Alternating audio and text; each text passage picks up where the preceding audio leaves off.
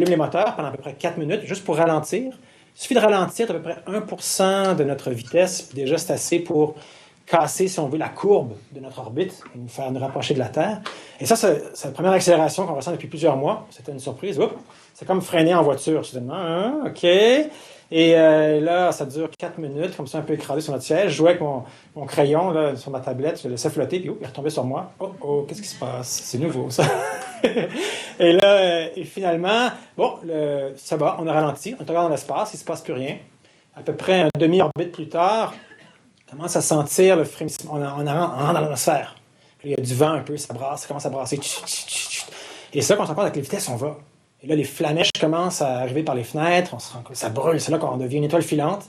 Et là, on se rend compte, waouh, on se déplace à peu près à 8 km par seconde. C'est ça la vitesse orbitale. On rentre dans l'atmosphère et le ralentissement nous écrase. On regarde les G sur notre 8 km par seconde. C'est ça la vitesse orbitale. Et on rentre dans l'atmosphère et le ralentissement nous écrase. On regarde les G sur notre petit compteur de G, là, 0.1, 0.2, 0.3. À un moment donné, je me disais, oh là, je suis rendu lourd, là, wow, c'est ça mon poids, je regarde 0.4, pas rendu encore bien gros. On monte, ça compte 1G, 2G, 3G, 4G, 5G, vraiment écrasé dans le siège. À un moment donné, je pensais que j'avais besoin d'appuyer sur un bouton, je pensais que ma main était prise par une courroie. Non, c'est juste le poids de mon bras, qui était une nouvelle sensation à réapprivoiser. Et on sent même la luette dans le fond de la gorge qui s'écrase. C'est une drôle de sensation. Ça dure donc plusieurs minutes pendant qu'on est une boule de feu.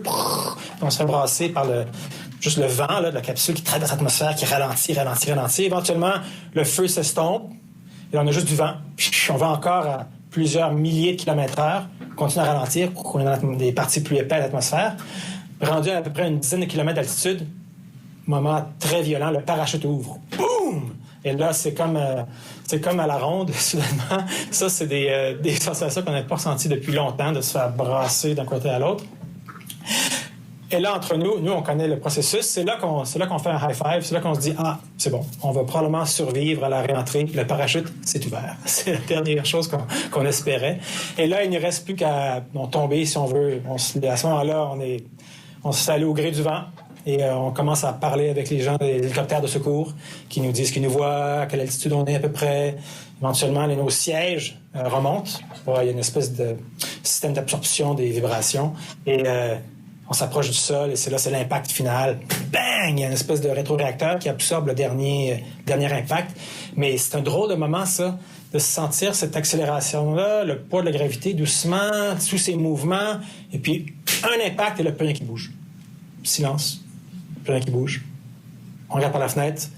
Je voyais l'herbe des steppes kazakhs qui brassaient au vent. Wow! On est revenu sur Terre.